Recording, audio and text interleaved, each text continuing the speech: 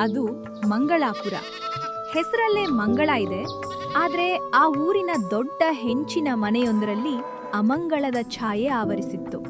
ಆ ಮನೆಗೆ ದೀಪವಾಗಿದ್ದ ತಾಯಿ ಗೌರಮ್ಮ ತೀರಿಕೊಂಡು ಇನ್ನೂ 13 ದಿನ ಕಳೆದಿಲ್ಲ. ಮನೆಯ ಮೂಲೆ ಮೂಲೆಯಲ್ಲಿ ಇನ್ನೂ ಅಗರಬತ್ತಿಯ ಘಮ ಬರುತ್ತಿತ್ತು.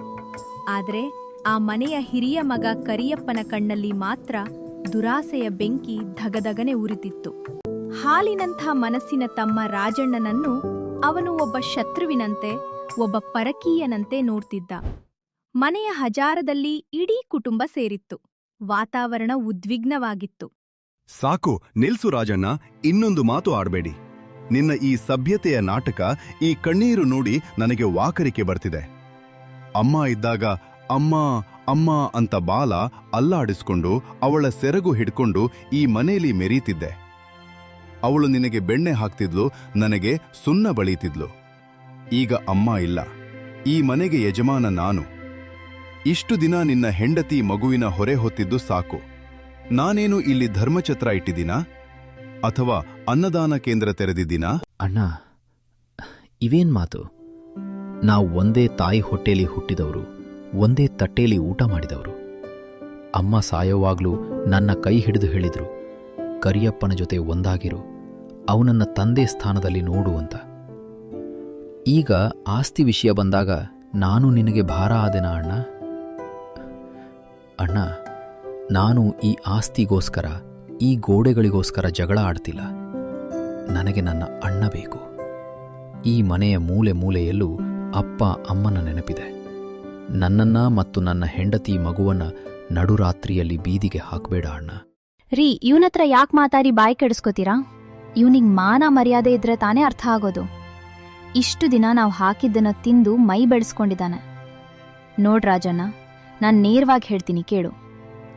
ಅಮ್ಮ ಸಾಯೋಕ್ ಮುಂಚೆ ಆಸ್ಪತ್ರೆಯಲ್ಲಿದ್ದಾಗ ಈ ಮನೆ, ತೋಟ, ಗದ್ದೆ ಎಲ್ಲವನ್ನೂ ನನ್ನ ಗಂಡನ ಹೆಸರಿಗೆ ವಿಲ್ ಬರ್ದ್ಕೊಟ್ಟಿದ್ದಾರೆ. ಇದ್ರಲ್ಲಿ ನಿನಗೆ ಬಿಡಿಗಾಸಿನ ಹಕ್ಕಿಲ್ಲ. ಬೇಕಿದ್ರೆ ಪೇಟೆಗೆ ಹೋಗಿ ಲಾಯರ್ ಹತ್ರ ಕೇಳು. ಸುಮ್ನೆ ಅಮ್ಮನ ಹೆಸರು ಹೇಳಿ ಸೆಂಟಿಮೆಂಟ್ ಡೈಲಾಗ್ ಹೊಡೆದ್ರೆ ನಮ್ಮನೇಲಿ ಬೇಳೆ ಬೇಯಲ್ಲ. ಅಕ್ಕ, ಅತ್ತಿಗೆ, ದಯವಿಟ್ಟು ಹೀಗೆ ಮಾತಾಡಬೇಡಿ. ನಾವೇನ್ ತಪ್ಪು ಮಾಡಿದ್ವಿ? ಅಮ್ಮನ ಸೇವೆ ಮಾಡೋದ್ರಲ್ಲಿ ನಾವೆಂದೂ ಹಿಂದೆ ಬಿದ್ದಿಲ್ಲ. ನೀವ್ ಹೇಳಿದ ಎಂಥ ಕೆಲ್ಸನಾದ್ರೂ ಮಾಡ್ತೀವಿ. ನಮಗೆ ಆಸ್ತಿ ಬೇಡ, ಕನಿಷ್ಠ ಈ ಮನೆ ಹಿಂದಿರೋ ಕೊಟ್ಟಿಗೆ ಕೋಣೆಯಲ್ಲಿ ಇರೋಕ್ಕಾದ್ರೂ ಜಾಗ ಕೊಡಿ. ಅಪ್ಪುಗೆ ಹುಷಾರಿಲ್ಲ, ಅವನಿಗೆ ಜ್ವರ ಬರ್ತಿದೆ. ಈ ರಾತ್ರಿ ಹೊತ್ತು ಈ ಚಳಿಯಲ್ಲಿ ನಾವೆಲ್ಲಿಗೆ ಹೋಗೋಣ? ಕನಿಷ್ಠ ಇವತ್ತು ರಾತ್ರಿ ಆದ್ರೂ ಇರೋಕ್ಕೆ ಜಾಗ ಕೊಡಿ. ನಾಳೆ ಬೆಳಗ್ಗೆ ನಾವೇ ಹೊರಟೋಗ್ತೀವಿ. ಕೊಟ್ಟಿಗೆನಾ? ಆ ಜಾಗಕ್ಕೆ ನಾನು ಹೊಸ ಹಸು ತರಬೇಕು ಅನ್ಕೊಂಡಿದ್ದೀನಿ. ನಿಮ್ಗ್ಯಾರಿಗೆ ಜಾಗ ಕೊಡ್ಲಿ? ಒಂದು ಕ್ಷಣನೂ ಬಿಡಲ್ಲ. ನೀವಿಲ್ಲಿ ಇದ್ರೆ ನನ್ನ ಮನೆ ದರಿದ್ರ ಹಿಡಿಯುತ್ತೆ. ಹೊರಗೆ ನಡೀರಿ. ಏಯ್ ನಾಗಮ್ಮ, ಇವರ ಬಟ್ಟೆ ಗಂಟುಗಳನ್ನ ಹೊರಗೆ ಬಿಸಾಕು. ಇವತ್ತೇ ಈ ಮನೆ ಶುದ್ಧಿ ಮಾಡ್ಬೇಕು. ಕರಿಯಪ್ಪ ಮತ್ತು ನಾಗಮ್ಮ ಸೇರಿ ರಾಜಣ್ಣ ಮತ್ತು ಸಾವಿತ್ರಿಯನ್ನ ಬಲವಂತವಾಗಿ, ನಾಯಿಗಿಂತ ಕಡೆಯಾಗಿ ಮನೆಯಿಂದ ಹೊರಗೆ ತಳ್ಳಿದರು. ಅವರ ಬಟ್ಟೆ ಬರೆಗಳು ಧೂಳಿನಲ್ಲಿ ಬಿದ್ದವು. ಪುಟ್ಟ ಅಳುತ್ತಾ ಅಪ್ಪನ ಕಾಲು ಹಿಡಿದುಕೊಂಡಿದ್ದ. ಊರಿನ ಹಿರಿಯರಾದ, ನ್ಯಾಯವಂತರಾದ ಗೌಡ್ರು ಇದನ್ನ ನೋಡಿ ತಡ್ಕೊಳ್ಳೋಕೆ ಆಗದೆ ಓಡಿ ಬಂದ್ರು. ಏನಪ್ಪ ಕರಿಯಪ್ಪ, ನಿನ್ ಬುದ್ಧಿ ಎಲ್ಲಿ ಹೋಯ್ತು? ಇದೇನು ಅನ್ಯಾಯ? ಅಮ್ಮನ ಚಿತೆ ಇನ್ನೂ ಆರೇ ಇಲ್ಲ, ಅಮ್ಮನ ಹಾಲು ಇನ್ನೂ ಒಣಗಿಲ್ಲ. ಅಷ್ಟರಲ್ಲಷ್ಟರಲ್ಲೇ ತಮ್ಮನ ಕತ್ತು ಹಿಚುಕ್ತಿದೆಯಲ್ಲ, ಇದು ಧರ್ಮನ? ಆಸ್ತಿ ಶಾಶ್ವತ ಅಲ್ಲ ಕಣಪ್ಪ, ಸಂಬಂಧ ಶಾಶ್ವತ. ಅವನಿಗೆ ಪಾಲು ಕೊಡ್ಲಿಲ್ಲ ಅಂದ್ರೂ ಪರವಾಗಿಲ್ಲ, ಹೀಗೆ ಹೆಂಡತಿ ಮಕ್ಕಳ ಜೊತೆ ನಾಯಿ ಥರ ಆಚೆ ಹಾಕ್ತಿದೆಯಲ್ಲ, ನಿನಗೆ ಆ ತಾಯಿ ಶಾಪ ತಟ್ಟಲ್ವಾ? ಊರ ಜನ ಏನನ್ಕೋತಾರೆ? ಗೌರ್ರೆ, ನೀವು ಊರ ಹಿರಿಯರು ಇರಬಹುದು, ಪಂಚಾಯ್ತಿ ಕಟ್ಟೆ ಮೇಲೆ ನ್ಯಾಯ ಹೇಳಿ. ಆದ್ರೆ ಇದು ನನ್ನ ಮನೆ ವಿಷಯ. ನನ್ನ ಪರ್ಸನಲ್ ವಿಷಯದಲ್ಲಿ ನೀವು ತಲೆ ಹಾಕಬೇಡಿ. ನಾನು ಡಿಸೈಡ್ ಮಾಡಿದ್ದೀನಿ, ಇವನಿಗೆ ಈ ಮನೆಯಲ್ಲಿ ಜಾಗ ಇಲ್ಲ ಅಷ್ಟೇ. ನಿಮಗೆ ಅಷ್ಟು ಇಷ್ಟ ಇದ್ರೆ ನೀವೇ ಕರ್ಕೊಂಡು ಹೋಗಿ ಸಾಕಿ. ಬಿಡಿ ಗೌಡ್ರೆ, ಮಾತಾಡ್ಬೇಡಿ. ಅವ್ರು ನಾವು ಬೇಡ ಅಂದಮೇಲೆ ನಾವ್ಯಾಕೆ ಅವ್ರ ಹಂಗಲ್ ಬದುಕಬೇಕು? ಅಣ್ಣನಿಗೆ ಆಸ್ತಿ ಬೇಕು, ನನಗೆ ಆತ್ಮಗೌರವ ಬೇಕು. ನಾವು ಹೋಗ್ತೀವಿ. ಅಮ್ಮನ ಆಶೀರ್ವಾದ ನಮ್ಮೇಲಿದ್ರೆ ಮಣ್ಣಲ್ಲಿ ಕೂಡ ಬದುಕು ಕಟ್ಕೋತೀವಿ. ಬಾರೆ ಸಾವಿತ್ರಿ, ಎದ್ದೇಳಪ್ಪು, ಈ ಮನೆಯ ಋಣ ತೀರಿತು. ರಾಜಣ್ಣ ಕಣ್ಣೀರು ಹಾಕುತ್ತಾ ಹೆಂಡತಿ ಮಗುವಿನ ಕರೆದುಕೊಂಡು ಆ ಮನೆಯನ್ನು, ತಾನು ಹುಟ್ಟಿ ಬೆಳೆದ ಆ ಅಂಗಳವನ್ನು ಕೊನೆಯ ಬಾರಿಗೆ ನೋಡಿ ಊರ ಹೊರಗೆ ನಡೆದ. ಆಕಾಶದಲ್ಲಿ ಕಾರ್ಮೋಡ ಕವಿದಿತ್ತು, ಗಾಳಿ ಜೋರಾಗಿ ಬೀಸುತ್ತಿತ್ತು. ಅದು ಅವರ ಕತ್ತಲೆಯ ಭವಿಷ್ಯದ ಮುನ್ಸೂಚನೆಯಂತಿತ್ತು. ಊರ ಹೊರಗೆ ಸುಮಾರು 2 ಮೈಲಿ ದೂರದಲ್ಲಿ ತುಂಗಾ ನದಿ ಹರಿಯುತ್ತಿತ್ತು. ಆ ನದಿ ದಡದಲ್ಲಿ ಸ್ಮಶಾನ ಮೌನವಿತ್ತು. ಕತ್ತಲು ಆವರಿಸಿತ್ತು. ರಾಜಣ್ಣ, ಸಾವಿತ್ರಿ ಮತ್ತು ಪುಟ್ಟ ಅಲ್ಲಿಗೆ ಬಂದು ನಿಂತರು. ತಲೆ ಮೇಲೆ ಸೂರು ಇಲ್ಲ, ಕಾಲ ಕೆಳಗೆ ತೇವವಾದ ಭೂಮಿ ಬಿಟ್ರೆ ಬೇರೆ ಆಸರೆ ಇಲ್ಲ. ನದಿಯ ಶಬ್ದ ಭಯ ಹುಟ್ಟಿಸುತ್ತಿತ್ತು. ರೀ, ಈಗ ಎಲ್ಗ್ ಹೋಗೋದು? ಕತ್ತಲಾಗ್ತಿದೆ ನೋಡಿ, ಮೋಡ ಕೂಡ ಕವ್ದಿದೆ, ಮಳೆ ಬರೋ ಹಾಗಿದೆ. ಅಪ್ಪುಗೆ ತುಂಬಾ ಹಸಿವಾಗ್ತಿದೆ ರೀ. ನಮ್ಗ್ ಯಾಕೆ ರೀ ಈ ಶಿಕ್ಷೆ? ನಾವ್ ಯಾರಿಗೇನ್ ಅನ್ಯಾಯ ಮಾಡಿದ್ವಿ? ಅತ್ತೆ ಮಾವ ಇದ್ದಿದ್ರೆ ನಮ್ಗೆ ಈ ಸ್ಥಿತಿ ಬರ್ತಿತ್ತ? ಸಾವಿತ್ರಿ, ಅಲ್ಬೇಡ. ಕಣ್ಣೀರು ಹಾಕಿದ್ರೆ ಸಮಸ್ಯೆ ಬಗೆಹರಿಯಲ್ಲ. ಅರಮನೆಯಲ್ಲಿ ನೆಮ್ಮದಿ ಇಲ್ಲದಿದ್ರೆ ಅದು ನರಕ. ಈ ನದಿ ದಡದಲ್ಲಿ ನೆಮ್ಮದಿ ಇದ್ರೆ ಇದೇ ಸ್ವರ್ಗ. ಹುಟ್ಟಿಸಿದ ದೇವರು ಹುಲ್ಲು ಮೇಯಿಸಲ್ಲ. ನಮ್ಮ ಕೈಕಾಲು ಗಟ್ಟಿ ಇದೆ ಅಲ್ವಾ, ದುಡಿದು ಬದುಕೋಣ.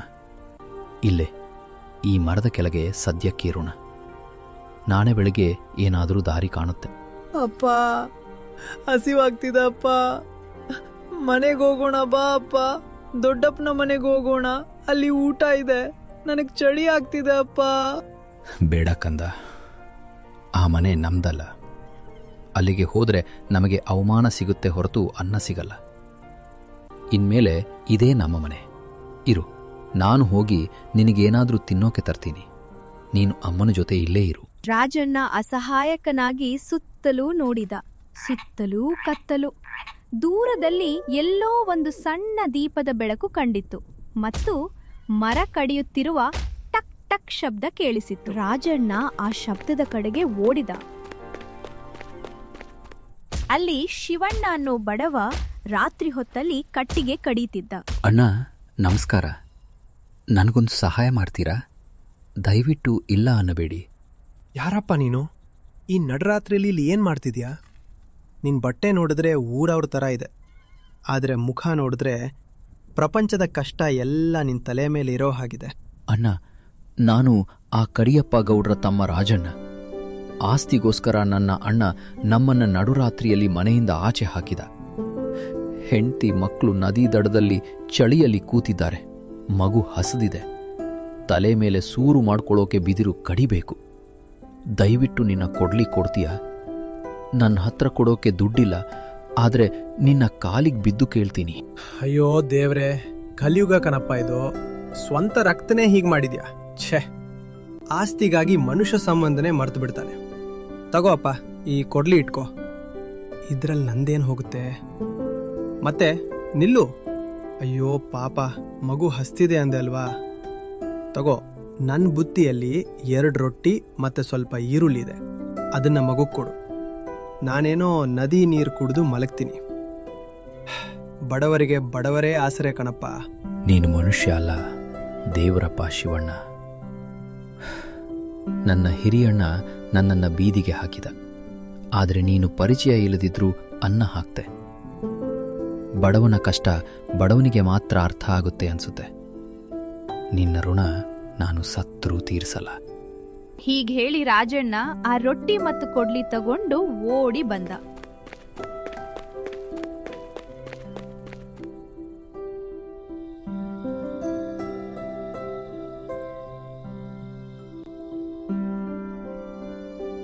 ಸಾವಿತ್ರಿ ಮಗುವಿಗೆ ರೊಟ್ಟಿ ತಿನ್ನಿಸಿದ್ಲು. ಆಮೇಲೆ ಆ ರಾತ್ರಿ ರಾಜಣ್ಣ ಮತ್ತು ಸಾವಿತ್ರಿ ನಿದ್ದೆ ಮಾಡಲಿಲ್ಲ. ನದಿ ದಡದಲ್ಲಿ ಸಿಕ್ಕ ಬಿದಿರು, ತೆಂಗಿನ ಗರಿ, ಹುಲ್ಲು ಸೇರಿಸಿ ರಾತ್ರೋರಾತ್ರಿ ಒಂದು ಪುಟ್ಟ ಗುಡಿಸಲು ಕಟ್ಟಿದ್ರು.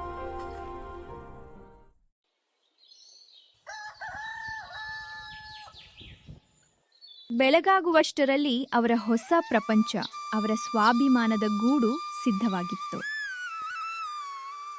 ಮನೆ ಏನೋ ರೆಡಿ ಆಯ್ತು, ಆದ್ರೆ ಬದುಕು ಸಾಗಿಸೋದು ಅಷ್ಟು ಸುಲಭ ಇರ್ಲಿಲ್ಲ. ರಾಜಣ್ಣ ಕೆಲ್ಸ ಹುಡುಕಿಕೊಂಡು ಊರ ಕಡೆ ಹೋದ.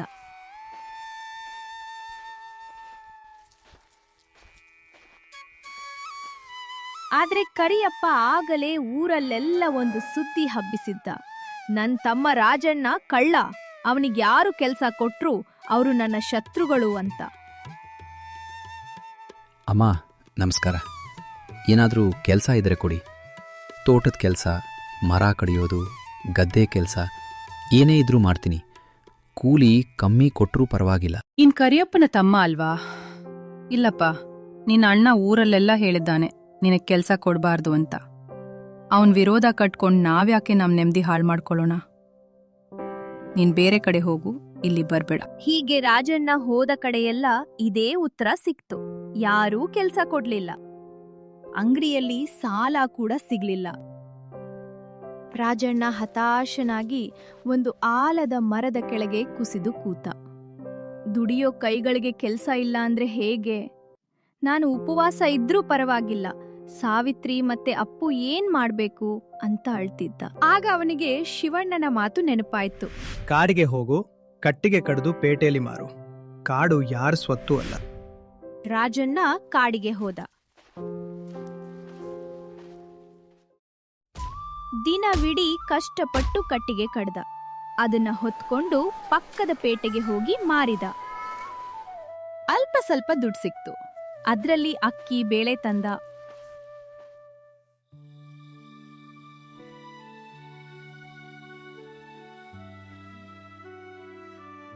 ಸಂಜೆ ಮನೆಗ್ ಬಂದು ಸಾವಿತ್ರಿ ಕೈಗೆ ಅಕ್ಕಿ ಕೊಟ್ಟ. ಸಾವಿತ್ರಿ ಅಡುಗೆ ಮಾಡಿದ್ಲು. ರೀ, ಬನ್ನಿ ಊಟ ಮಾಡೋಣ. ಇವತ್ತು ನಮ್ಮ ಸ್ವಂತ ದುಡಿಮೆಯ ಊಟ. ಇದ್ರಲ್ಲಿ ಉಪ್ಪು ಕಮ್ಮಿ ಇದ್ರೂ ರುಚಿ ಜಾಸ್ತಿ ಇರುತ್ತೆ. ಅವರು ಊಟಕ್ಕೆ ತಟ್ಟೆ ಮುಂದೆ ಕೂರುವಷ್ಟರಲ್ಲಿ ಬಾಗಿಲಲ್ಲಿ ಭವತಿ ಭಿಕ್ಷಾಂ ದೇಹಿ ಅನ್ನೋ ಗಂಭೀರವಾದ ಧ್ವನಿ ಕೇಳಿಸ್ತು. ರಾಜಣ್ಣ ಎದ್ದು ಹೋಗಿ ನೋಡಿದ. ಅಲ್ಲಿ ಒಬ್ಬ ತೇಜಸ್ವಿ ಅಘೋರಿ ಸಾಧು ನಿಂತಿದ್ರು. ಅವರ ಕಣ್ಣಲ್ಲಿ ಏನೋ ಕಾಂತಿ ಇತ್ತು. ಮಕ್ಳೇ, ತುಂಬಾ ಹಸಿವಾಗ್ತಿದೆ. 3 ದಿನದಿಂದ ಊಟ ಮಾಡಿಲ್ಲ. ಏನಾದ್ರೂ ಇದ್ರೆ ಕುಡಿ. ಹಸಿದವನಿಗೆ ಅನ್ನ ಹಾಕಿದ್ರೆ ಸ್ವರ್ಗ ಸಿಗುತ್ತೆ. ರಾಜಣ್ಣ ಮತ್ತು ಸಾವಿತ್ರಿ ಒಬ್ರ ಮುಖ ಒಬ್ರು ನೋಡ್ಕೊಂಡ್ರು. ಇರೋದೇ ಸ್ವಲ್ಪ ಅನ್ನ. ಅದನ್ನ ಕೊಟ್ರೆ ಇವ್ರು ಮತ್ತು ಮಗು ಉಪವಾಸ ಇರ್ಬೇಕು. ಆದ್ರೆ ಅವರ ಸಂಸ್ಕಾರ ಹಾಗಿತ್ತು. ರೀ, ಅತಿಥಿ ದೇವ್ರು ಅಂತಾರೆ. ಸ್ವಾಮೀಜಿ ನೋಡಿದ್ರೆ ತುಂಬಾ ಹಸದ ಹಾಗಿದೆ. ನಾವಿವತ್ತು ನೀರ್ ಕುಡಿದು ಮಲಗೋಣ.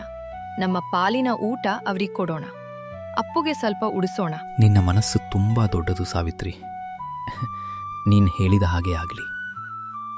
ಅವರು ತಮ್ಮ ಪಾಲಿನ ಊಟವನ್ನ ಸಾಧುಗಳಿಗೆ ಬಡಿಸಿದ್ರು. ಸಾಧುಗಳು ತೃಪ್ತಿಯಿಂದ ಊಟ ಮಾಡಿದ್ರು. ಊಟ ಆದ್ಮೇಲೆ ಸಾಧುಗಳು ರಾಜಣ್ಣನ ತಲೆ ಮೇಲೆ ಕೈ ಇಟ್ರು. ಮಕ್ಳೇ, ನಿಮ್ಮ ಬಡತನದಲ್ಲೂ ನೀವು ಧರ್ಮ ಬಿಡ್ಲಿಲ್ಲ. ನಿಮ್ಮ ತ್ಯಾಗಕ್ಕೆ ಆ ದೇವರು ಮೆಚ್ಚಿದ್ದಾನೆ. ನಿಮ್ಮ ಕಷ್ಟದ ದಿನಗಳು ಮುಗಿಯುವ ಕಾಲ ಹತ್ತಿರ ಬಂದಿದೆ. ನೆನಪಿರ್ಲಿ, ಇನ್ನು ಕೆಲವೇ ದಿನಗಳಲ್ಲಿ ನಿನಗೊಂದು ಅದ್ಭುತ ಸಿಗುತ್ತೆ. ಅದನ್ನ ಜೋಪಾನ ಮಾಡು. ಅದು ಇಡೀ ಊರನ್ನೇ ಉಳಿಸುವ ಶಕ್ತಿ ಹೊಂದಿರುತ್ತೆ. ಸಾಧುಗಳು ಆಶೀರ್ವಾದ ಮಾಡಿ ಕತ್ತಲಲ್ಲಿ ಮಾಯವಾದ್ರು. ರಾಜಣ್ಣ ಮತ್ತು ಸಾವಿತ್ರಿ ಖಾಲಿ ಹೊಟ್ಟೆಯಲ್ಲಿ, ಆದ್ರೆ ತುಂಬಿದ ಮನಸ್ಸಿನಿಂದ ಮಲಗಿದ್ರು.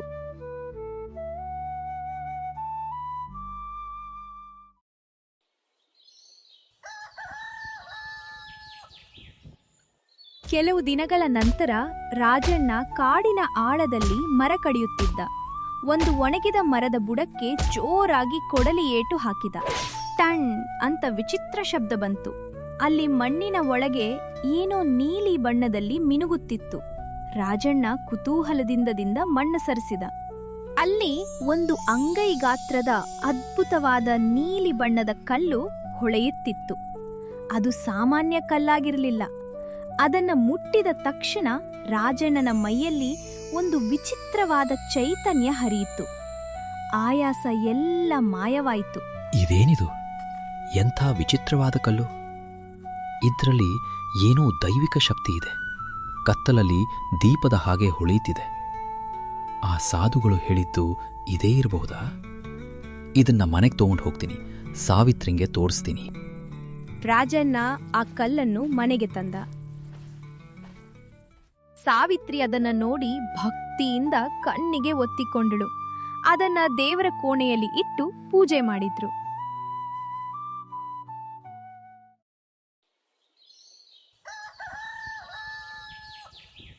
ಅಂದಿನಿಂದ ಅವರ ಮನೆಗೆ ಒಂದು ಕಳೆ ಬಂತು.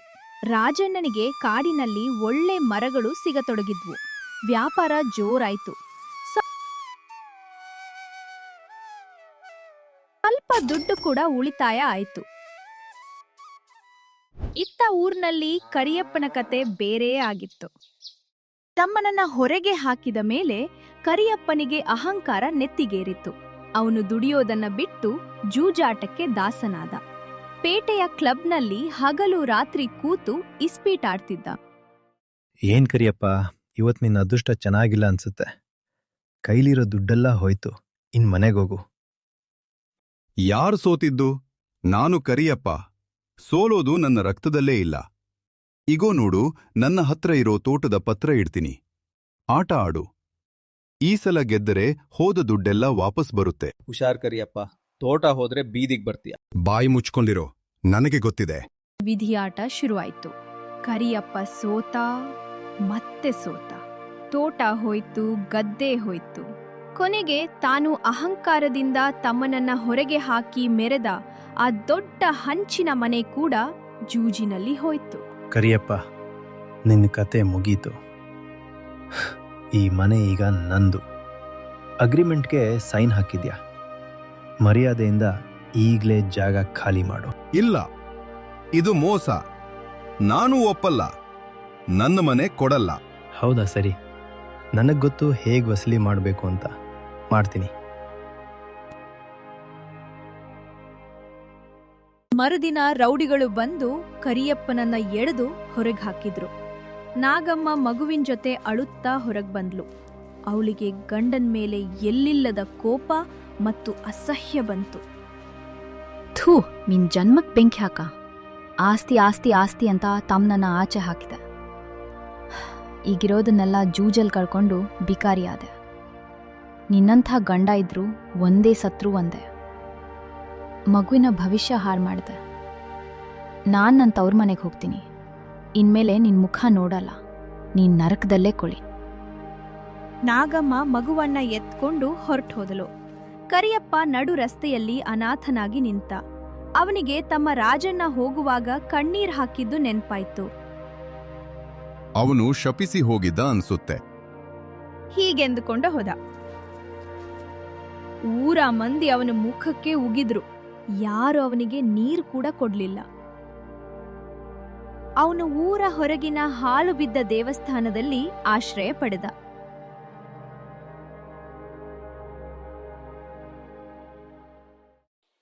ಹೀಗೆ ತಿಂಗಳುಗಳು ಕಳೆದವು. ಮಂಗರಾಪುರಕ್ಕೆ ಯಾರ್ದೋ ದೃಷ್ಟಿ ಬಿದ್ದಂತೆ ಆಯಿತು. ಊರಿನಲ್ಲಿ ಭಯಂಕರವಾದ ಕಾಲರ ಮತ್ತು ಜ್ವರದ ಕಾಯಿಲೆ ಹರಡಿತು. ಊರಿನ ಬಾವಿಯ ನೀರು ಕಲುಷಿತವಾಗಿತ್ತು. ಜನ ವಾಂತಿ ಭೇದಿಯಿಂದ ನರಳಾಡೋಕೆ ಶುರು ಮಾಡಿದ್ರು. ಮಕ್ಕಳು, ವಯಸ್ಸಾದವರು ಹಕ್ಕಿಗಳಂತೆ ಪ್ರಾಣ ಬಿಡುತ್ತಿದ್ದರು.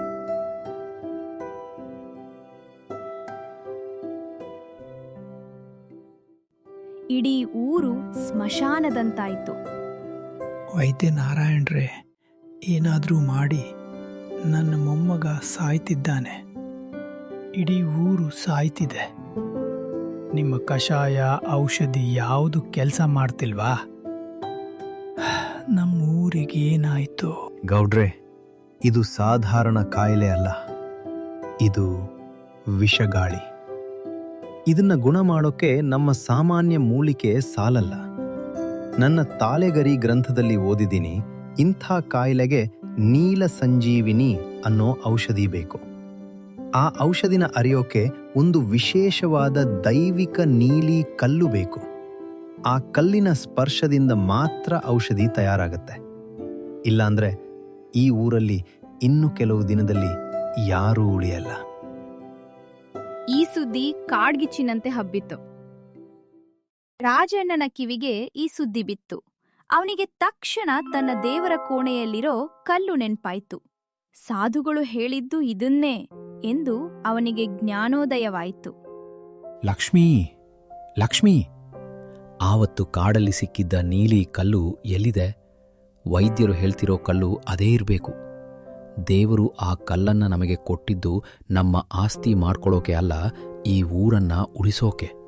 ಬೇಗ ಕೊಡು. ಹೌದು ರೀ, ದೇವರ ಕೋಣೆಯಲ್ಲಿದೆ, ತಗೊಳ್ಳಿ, ಬೇಗ ಹೋಗಿ, ಪುಣ್ಯ ಬರುತ್ತೆ.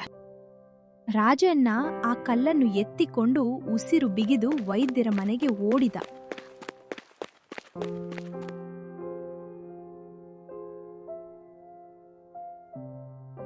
ಅಲ್ಲಿ ಗೌಡ್ರು ಮತ್ತು ಊರ ಜನ ಅಳುತ್ತಾ ನಿಂತಿದ್ರು. ವೈದ್ಯರೇ, ನಿಲ್ಲಿ, ನನ್ನ ಹತ್ರ ಒಂದು ಕಲ್ಲು ಇದೆ. ನೋಡಿ, ಇದೇನಾ ಆ ಕಲ್ಲು? ವೈದ್ಯರು ಆ ಕಲ್ಲನ್ನು ಕೈಗೆ ತೆಗೆದುಕೊಂಡ ತಕ್ಷಣ ಅದು ಪ್ರಕಾಶಮಾನವಾಗಿ ಹೊಳೆಯಿತು. ವೈದ್ಯರ ಕಣ್ಣಲ್ಲಿ ನೀರು ಬಂತು. ಅವರು ರಾಜಣ್ಣನಿಗೆ ನಮಸ್ಕರಿಸಿದ್ರು. ರಾಜಣ್ಣ, ನೀನು ಮನುಷ್ಯ ಅಲ್ಲ, ಸಾಕ್ಷಾತ್ ಧನ್ವಂತರಿ. ಇದೇ ಆ ಕಲ್ಲು. ದೇವರು ನಿನ್ನ ಮೂಲಕ ಈ ಊರನ್ನ ಉಳಿಸ್ತಿದ್ದಾನೆ. ನಿನ್ನ ಅಣ್ಣ ನಿನ್ನನ್ನ ಹೊರಗೆ ಹಾಕಿದ, ಆದ್ರೆ ನೀನು ಇಡೀ ಊರನ್ನೇ ಉಳಿಸೋಕೆ ಬಂದೆ. ವೈದ್ಯರು ಆ ಕಲ್ಲಿನ ಮೇಲೆ ಸಂಜೀವಿನಿ ಗಿಡ ಮೂಲಿಕೆ ಅರೆದು ಔಷಧಿ ಮಾಡಿದ್ರು. ಆ ಔಷಧಿಯನ್ನ ಊರ ಬಾವಿಗೆ ಮತ್ತು ರೋಗಿಗಳ ಬಾಯಿಗೆ ಹಾಕಿದ್ರು. ಪವಾಡ ಎಂಬಂತೆ ಕೇವಲ ಕೆಲವೇ ಗಂಟೆಗಳಲ್ಲಿ ರೋಗಿಗಳು ಎದ್ದು ಕೂತರು. ಜ್ವರ ಮಾಯವಾಯಿತು. ಇಡೀ ಊರು ಬದುಕಿತು. ಎಲ್ಲರೂ ರಾಜಣ್ಣನಿಗೆ ಜೈ, ರಾಜಣ್ಣನಿಗೆ ಜೈ ಎಂದು ಕೂಗಿದರು.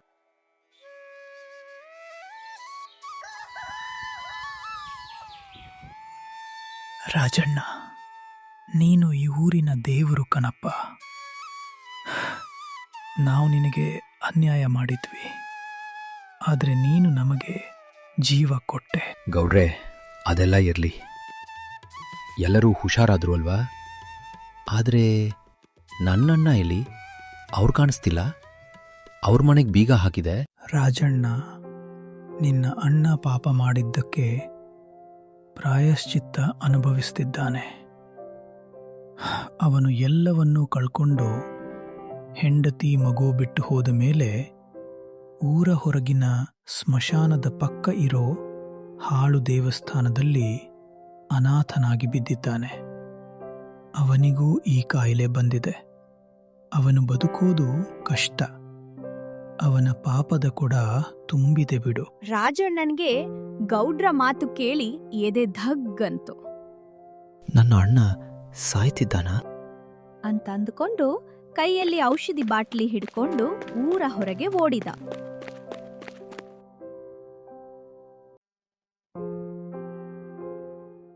ಅಲ್ಲಿ ಆ ಹಾಡು ದೇವಸ್ಥಾನದಲ್ಲಿದ್ದಲ್ಲಿ ಕತ್ತಲೆಯಲ್ಲಿ ನಾಯಿಗಳ ಮಧ್ಯೆ ಕರಿಯಪ್ಪ ಬಿದ್ದಿದ್ದ.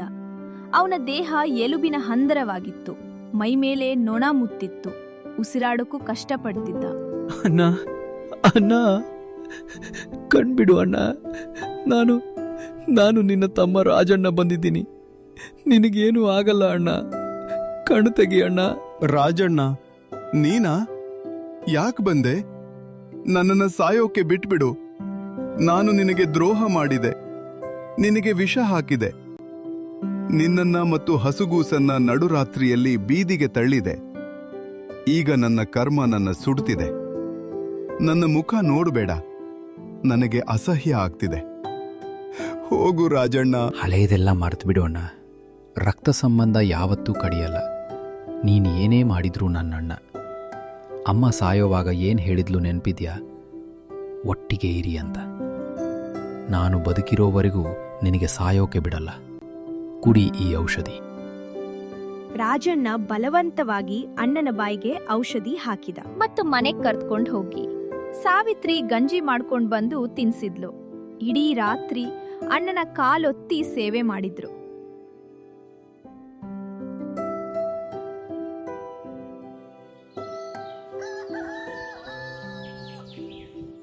ಬೆಳಗಾಗುವಷ್ಟರಲ್ಲಿ ಕರಿಯಪ್ಪ ಚೇತರಿಸಿಕೊಂಡ.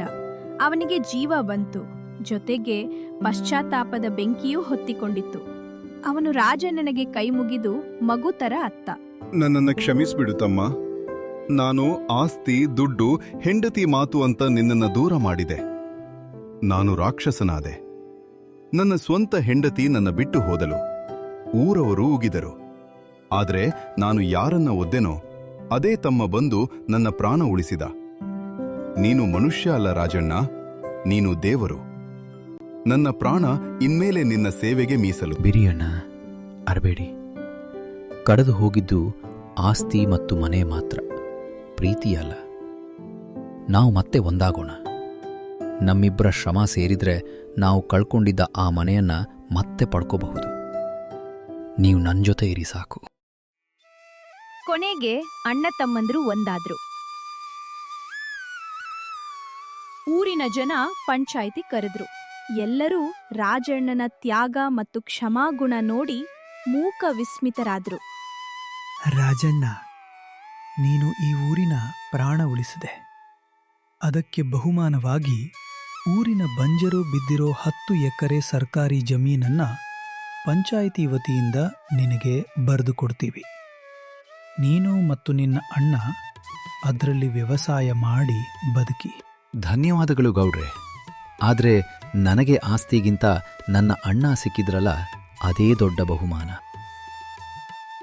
ರಾಜಣ್ಣ ಮತ್ತು ಕರಿಯಪ್ಪ ಹಗಲು ರಾತ್ರಿ ಆ ಬಂಜರು ಭೂಮಿಯಲ್ಲಿ ದುಡಿದರು.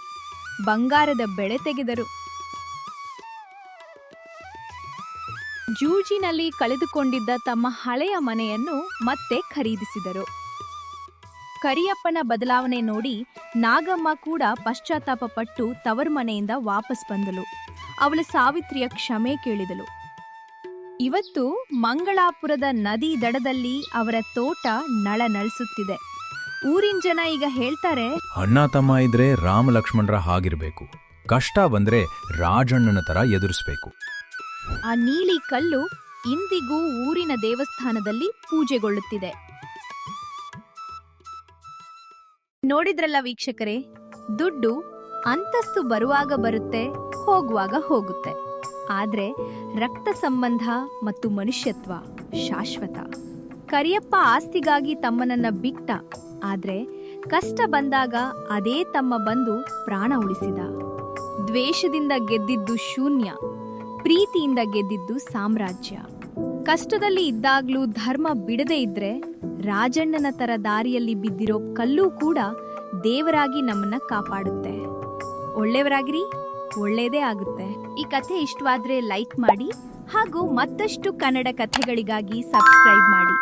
ಧನ್ಯವಾದಗಳು.